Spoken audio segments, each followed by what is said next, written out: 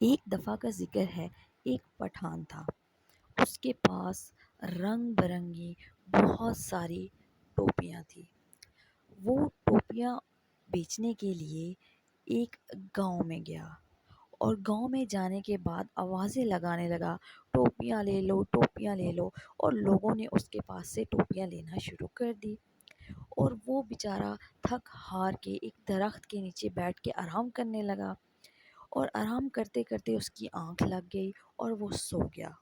اچانک اس کی آنکھ کھلی تو ٹوپیاں ساری غائب تھی اور صرف ایک ٹوپی پڑی تھی۔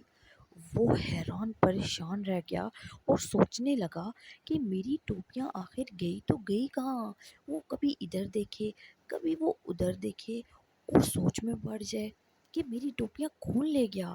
اچانک سے اسے آواز آئی، اس نے اوپر بندر کو دیکھا، اس کے ساتھ بہت سارے بندر جمع تھے جنہوں نے اپنے سر پہ ٹوپیاں رنگ برنگی پہنی ہوئی تھی۔ پٹھان نے انہیں کہا کہ مجھے میری ٹوپیاں واپس کر دو، لیکن بندروں نے کہا ہم نے تمہاری ٹوپیاں واپس نہیں کرنی۔